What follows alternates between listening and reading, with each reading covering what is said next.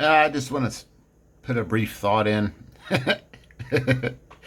about all the controversy going over um, among role-playing games, um, D&D or Dungeons and Dragons, and Pathfinder, Paizo, Wizards of the Coast.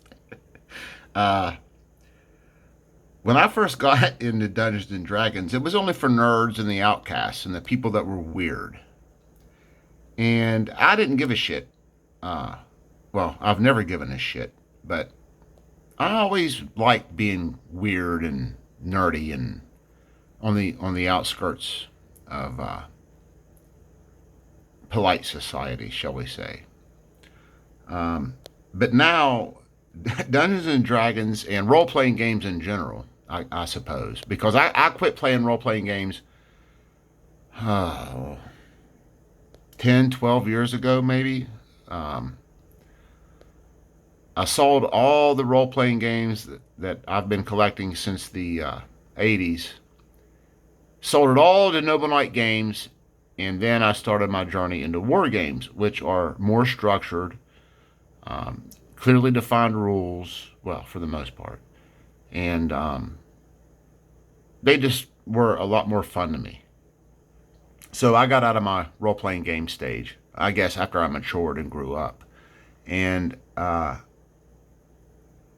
find it funny that this nonsense has taken over role playing. And it doesn't bother me. I think it's hilarious. I like to laugh at it. But at the same time, I think to myself, why hasn't this nonsense infected war games? You don't see war game companies adding lesbian battalions of infantry or uh, crippled battalions of infantry or whatever other nonsense that they come up with. You don't see that in war games, but you do see it in role playing games, um, which technically is kind of an offshoot of war games.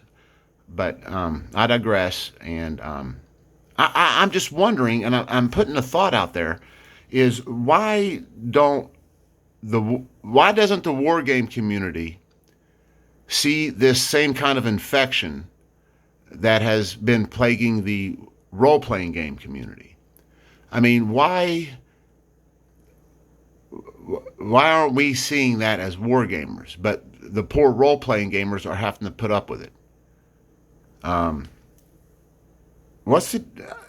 I mean, obviously there's differences in the game, but why are we only seeing this specifically at role playing games? Um, Now, yeah, Board Game Geek, it's if you don't have the right worldview on Board Game Geek, of course you're going to be bad or evil wrong.